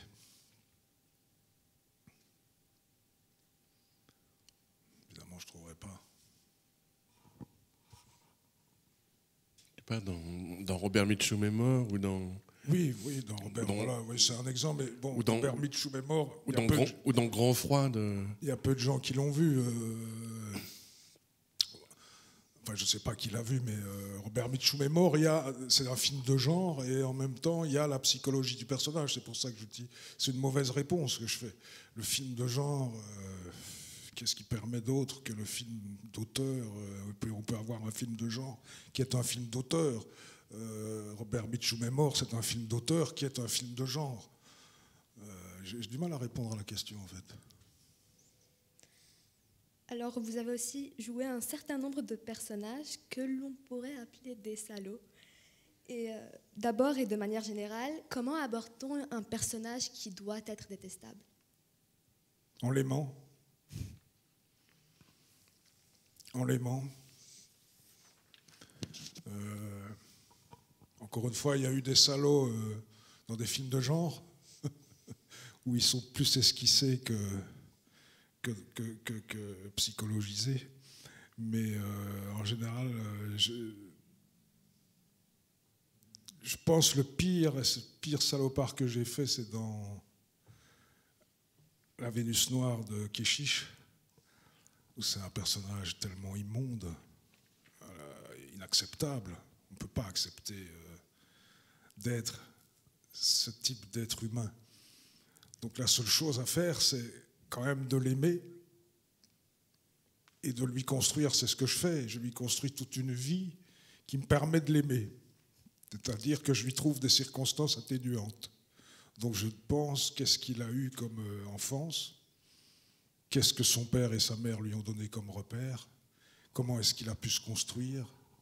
Qu'est-ce qu'il a vu? Qu'est-ce qu'il a vécu? Qu'est-ce qui pourrait justifier que lui, à un moment donné, soit devenu un pervers? Est-ce que c'est dans son ADN? Est-ce que c'est dans ses gènes? Ou est-ce que c'est parce qu'il n'a pas été aidé? Donc, en général, je ne vais pas sur l'ADN ou dans ses gènes. Je me dis non, il a eu un père violent, il n'a pas connu sa mère, il a eu tel cadre de vie, il a subi tel choc quand il était adolescent, quand il était enfant, et ça ne justifie pas, mais ça permet de comprendre le personnage. C'est pour ça que j'aime les films, quand je dis on peut décortiquer leur âme, c'est même quand c'est un type, si on prend La Promesse, où le type Roger finit quand même par enterrer un type à moitié mort, donc c'est quand même un assassinat quelque part. Au lieu de le conduire à l'hôpital, il l'enterre dans du béton. Ce personnage, je l'aimais plus que tout. Pour moi, c'était un père formidable. C'était quelqu'un qui avait grandi sans aucune notion du bien et du mal. On ne lui a pas donné, on ne lui a pas permis de faire la distinction entre le bien et le mal. C'est survivre, c'est manger, c'est animal. C'est Newton, quoi, c'est la force du plus fort. Donc, voilà, c'est l'aimer. Il lui trouvait des raisons, des circonstances atténuantes. Mais en même temps, quand je dis des circonstances atténuantes, c'est quand même assez précis. Je ne suis pas psychiatre ni psychologue, mais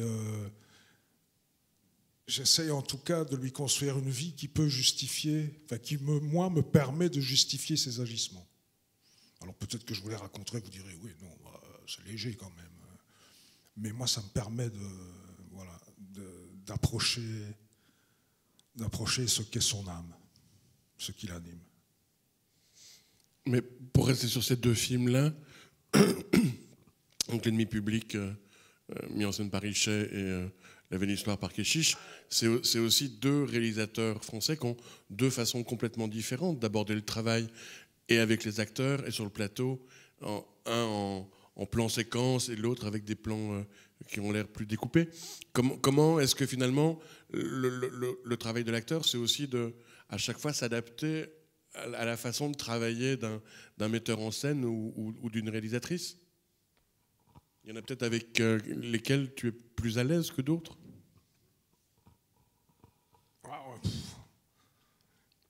Mais comme je dis, je suis curieux, et à partir du moment où j'accepte un film et que j'ai rencontré le réalisateur, en général, on a discuté de la façon, un tant soit peu, pas de long en large, mais un tant soit peu de comment ça allait être filmé.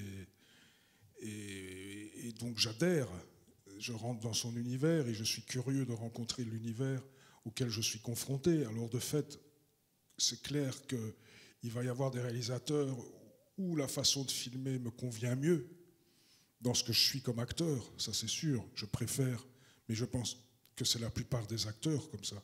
Je préfère quand on a un long plan séquence, ou parfois même quand on lance la caméra avant le commencement de la scène et où on nous laisse vivre, exister un peu avant de commencer les dialogues, et puis on va jusqu'au bout de la scène en un seul plan séquence, et on la refait, parce que souvent c'est quand même rare qu'elle soit bonne du premier coup, mais on a la chance de la refaire une deuxième, une troisième, une quatrième, et à travers un plan séquence, on commence à... c'est un peu comme au théâtre, on trouve ses repères, ses aises, on comprend, on peut plus facilement jauger son émotion, sa façon de réagir, sa façon d'être, parce qu'on sent le mouvement qui vous y amène. On peut le ressentir de manière concrète à l'intérieur du corps, parce que le premier filtre, c'est quand même le corps, c'est ce que l'autre vous dit. Qu'est-ce que ça me fait? Qu'est-ce qui se passe? Qu'est-ce qui fait que je réagis? Qu'est-ce qui fait que?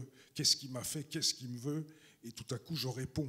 Donc c'est le fait de jouer à deux aussi, parce que ça, vous jouez plus facilement à deux quand vous êtes sur un long plan séquence, où vous vous écoutez, on a plus de temps. Quand c'est des plans surdécoupés et où on commence au paroxysme de la scène, où tu es déjà en train de hurler, de gueuler, c'est plus compliqué évidemment. Ce qu'on fait dans ces cas-là, c'est qu'on se met sur le côté et avant le moteur, on refait vite fait dans sa tête, ou même comme ça pour rigoler, on refait vite un petit bout pour retrouver l'élan qui amène à ce que le personnage soit là à ce moment-là. Et donc, on a parlé de ce qui vous fait choisir un scénario, mais qu'est-ce qui vous fait refuser un rôle? Complètement. Quand j'aime pas du tout aimer le scénario. Donc le scénario ne m'a pas touché, ne m'a pas interpellé, ne m'a pas sensibilisé, et le personnage non plus. À partir de ce moment-là, j'y vais pas. Voilà. j'en ai refusé d'autres.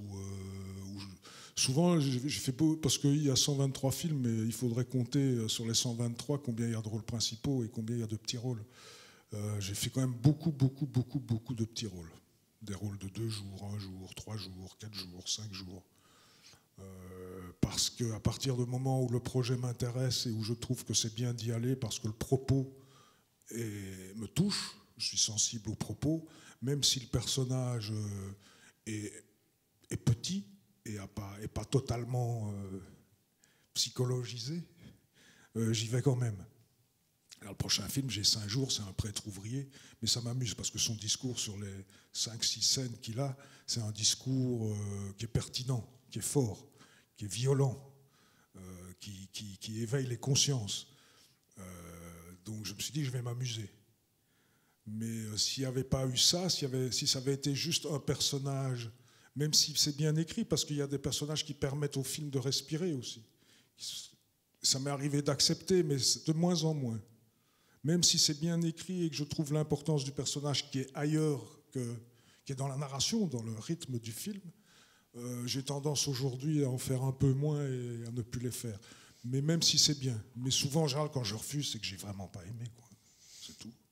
Et est-ce que ça fait partie... Tort ou à raison, hein, d'ailleurs. Est-ce que ça fait aussi partie de la relation qu'un acteur comme toi a avec son agent artistique ? Oui, Frédéric Moidon, qui est mon agent, elle lit tous les scénarios et elle m'en parle et on en parle. Voilà. Il y a des choses qu'elle n'aime pas et que j'aime, et il y a des choses que je n'aime pas qu'elle aime. Mais on en discute à chaque fois et c'est toujours moi qui ai le dernier mot. Voilà, je lis quand même tout ce qu'on m'envoie parce il arrive parfois qu'elle me dise « Écoute Olivier, perds pas ton temps à lire, c'est vraiment pas bien. Je te connais suffisamment que pour savoir que tu n'aimeras pas et donc c'est peut-être pas utile de le lire. » Mais je le lis quand même. Pas que je ne lui fais pas confiance, mais par respect aussi pour la personne qui a écrit. C'est quand même un travail d'écrire un scénario. Donc il y a un minimum de respect, je trouve, que le scénario soit bien ou pas, au bout du compte, au bout de ma lecture, mais ça n'appartient qu'à moi d'avoir aimé ou de ne pas avoir aimé. Hein. Encore une fois, c'est subjectif tout ça. Et donc, pour revenir un peu à la question de personnage que vous interprétez, dans Mezrine, vous jouez bien le commissaire Broussard, mais vous avez aussi interprété Pierre-Joseph Proudhon dans Le jeune Karl Marx et Dupond-Moretti dans Une intime conviction. Et donc, c'est des personnages qui existent vraiment. Et donc, comment est-ce que vous interprétez des personnes qui ont déjà existé, et dans le cas, par exemple, de Pierre-Joseph Proudhon qui n'est plus vivant? Ben, je lis. Je découvre qui est Proudhon, parce que moi je suis belge et comme je vous dis, ma culture n'est pas... Donc j'ai déjà entendu parler de Proudhon, mais je ne le connais pas vraiment. Donc je lis sur Proudhon, qui il était. Je cherche des photos, des images, pas spécialement pour essayer de lui ressembler, mais voilà, en tout cas pour connaître son discours et ce qu'il a cherché durant sa vie et ce qu'il a animé, en tout cas pour l'animer dans le film, puisqu'on prend Proudhon dans ses discours et dans son dialogue avec le jeune Karl Marx. Donc c'est quand même au bout du compte, derrière ça, c'est la pensée de Proudhon. Et la pensée de Proudhon, on peut pas la résumer en 3 lignes, mais quand même un tant soit peu.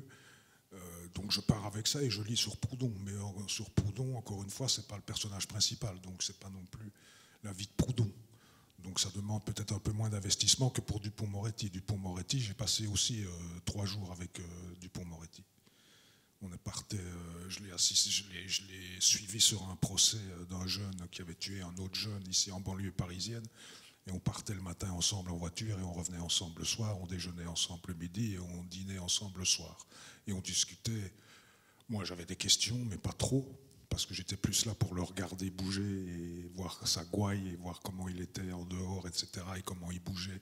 Mais voilà, on parlait pas spécialement de la justice, parce que le scénario était là, et que c'est d'abord le scénario. Et voilà. Mais bon, on en a parlé quand même un tant soit peu, mais on parlait surtout de tout et de rien. Moi, c'était pour l'entendre, l'écouter et m'imprégner de lui. Voilà. Sans vouloir après lui coller au basque et lui ressembler plus que ça. Et donc, il a vu votre interprétation et... Oui, il a aimé. Il l'a apprécié, oui. Il a dit que je le défendais plutôt pas mal. Et beaucoup, j'ai vu, parce que quand il y a eu des projections, les premières projections, évidemment, il y avait pas mal d'avocats qui étaient là, puisqu'on savait que c'était Dupond-Moretti et des amis de Dupond-Moretti. Ils étaient toute une chier, là, une avant-première. Et ils sont tous venus me dire que si je voulais un jour devenir avocat, je pouvais. Mais j'ai dit, je ne suis pas sûr que je réussirais mes études de droit. Ça, c'est d'autres problèmes. Et donc, deuxième question, si on vous voit dans plein de polars, on vous voit assez peu dans des histoires d'amour, dans des histoires romantiques. Oui. Sauf dans L'odeur de la mandarine, qui a été réalisé par Gilles Legrand en 2015, dans lequel vous avez des scènes d'amour. Et est-ce que c'est quelque chose qui est difficile à jouer? Et quel est le rapport que vous avez entretenu avec l'actrice? Avec l'actrice. Ah. Les scènes d'amour, de rapports sexuels sont toujours...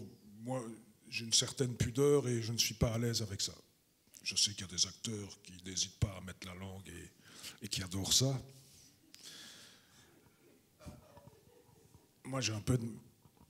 C'est à la fois de la pudeur et à la fois peut-être trop de respect. C'est-à-dire que je me vois mal commencer à toucher une comédienne, même si c'est pour une scène, sans lui en avoir parlé avant.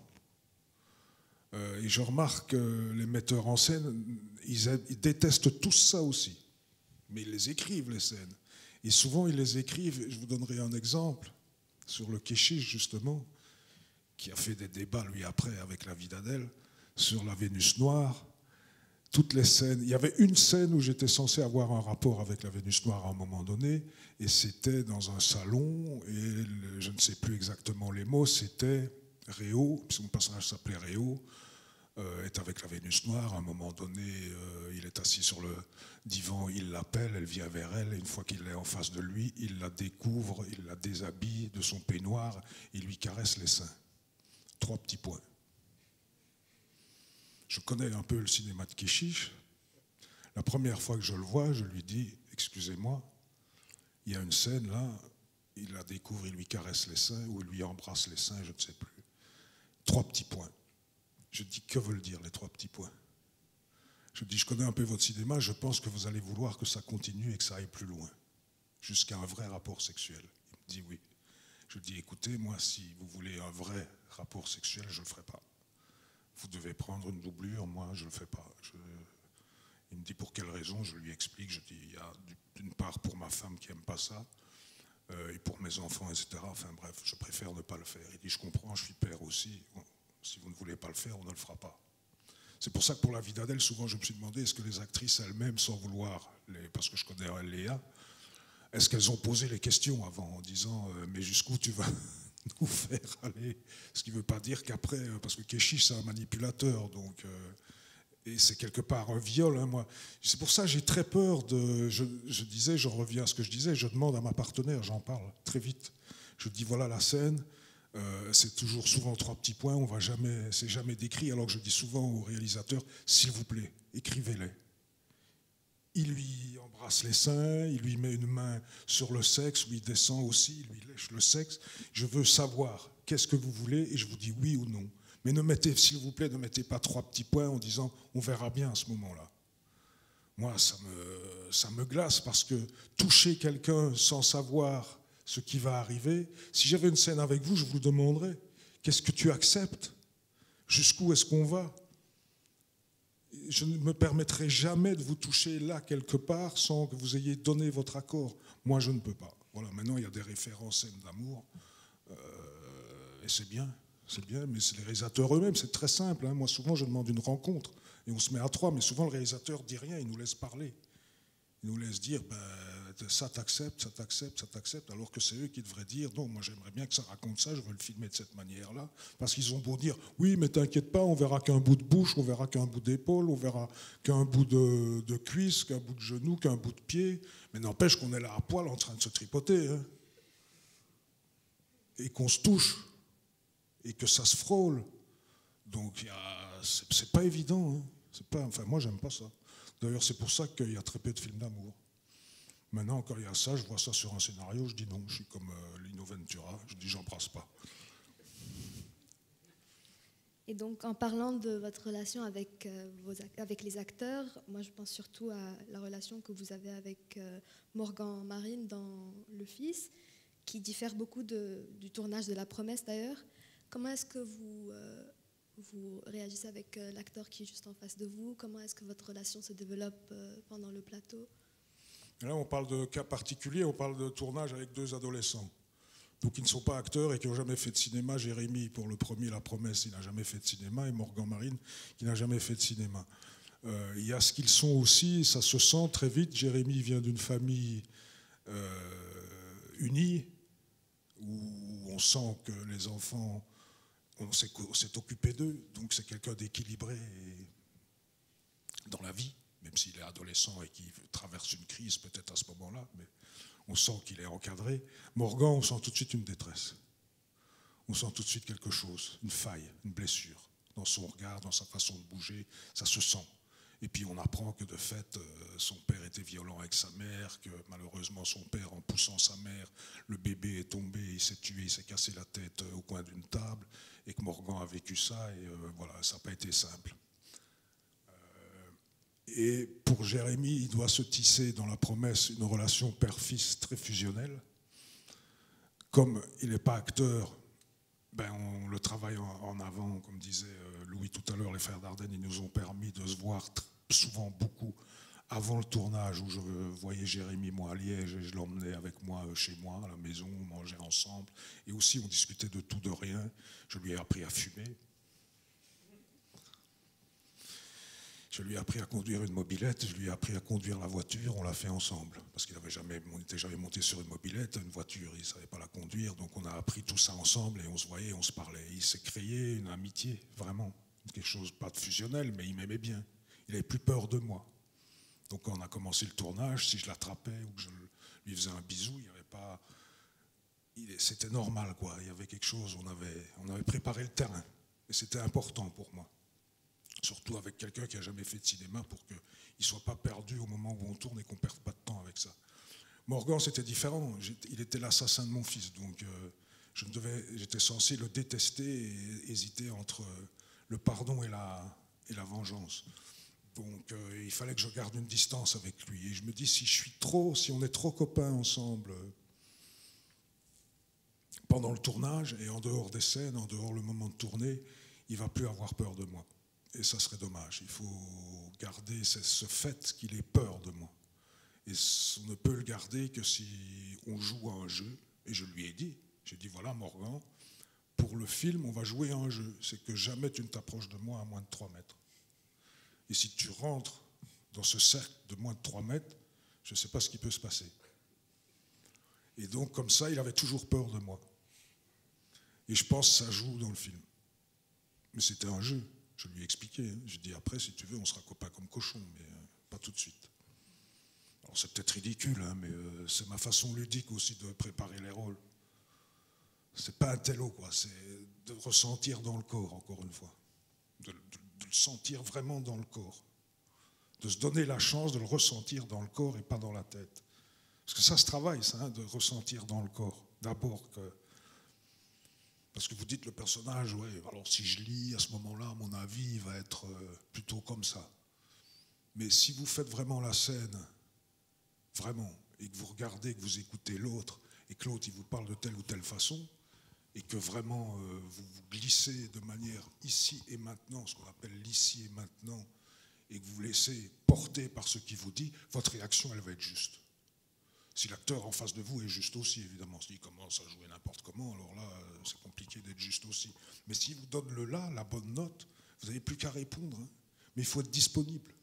Il faut être disponible avec le corps. Ça veut dire qu'il faut avoir répondu à toutes... C'est pareil pour un scénario, je pense. Je pense qu'il y a les questions à un moment donné, et puis à un moment donné, il faut oublier les questions.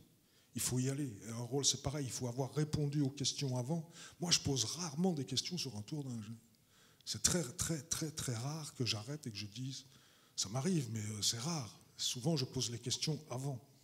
Si j'ai un problème de compréhension ou de narration, où je me dis c'est pas juste, il manque une étape, c'est pas correct que le personnage... Parce que j'essaie de le ressentir. Je dis, tiens, il manque quelque chose. C'est pas possible que le personnage il passe de ça à ça.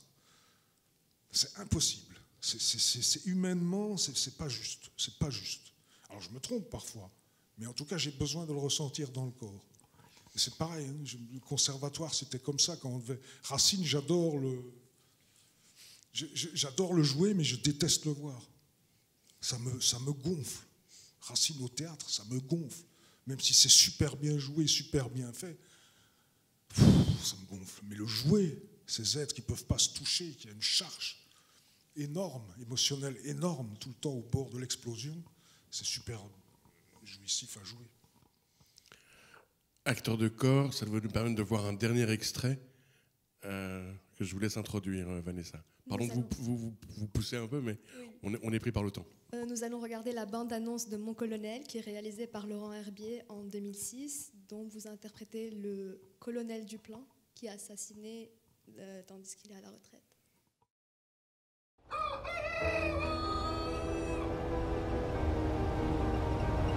Adjudant Schmelk. Bienvenue, mon lieutenant. Ils ont le même âge. Ils sont militaires tous les deux. Bonjour, lieutenant. Mais 2 générations séparent ce jeune homme en noir et blanc de cette jeune fille en couleur. Lui, c'était pendant la guerre d'Algérie. Elle, c'est aujourd'hui, dans un ministère. Lui a brûlé sa jeunesse dans la fournaise des combats. Elle en a lu le récit dans de mystérieuses lettres adressées au ministère de la Défense. Mot après mot, le portrait d'un colonel se fait jour. Je me trompe rarement sur les hommes. Vos plus gros soucis dans la vie ont sans doute été un chagrin d'amour. Maintenant, vous allez plonger vos mains dans la merde. Son autorité venait-elle de ses galons ou de son charisme? Devait-il lui obéir contre sa conscience? Nous pouvons, je peux punir. Accepter la torture ou en refuser le principe? Regardez Rossi. Il a quitté Paris il y a 3 mois et il n'en finit pas d'arriver. Nous sommes dans la légitimité, Rossi. L'état-major approuve mes méthodes. Les complets vestons à Paris couvrent l'état-major. Résumons. Je vous demande de nous aider à sauver des vies françaises. Nous ne sommes pas en guerre, mon colonel. Ah, cette hypocrisie, Rossi. Expliquez-moi alors ce que nous faisons ici. Est-il mort ou vivant? La mention officielle de l'armée est la pire de toutes. Portée disparue.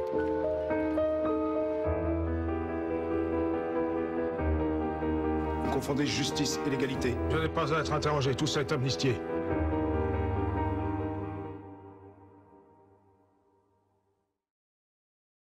Et donc, dans Mon Colonel, vous effectuez pour le rôle une transformation physique assez flagrante. Et comment se déroule ce type de travail? Est-ce que ça laisse des traces? Non, laisser des traces, non. Je suis du genre à vite oublier à la fois mes textes, que j'apprends rapidement, mais que j'oublie aussi rapidement.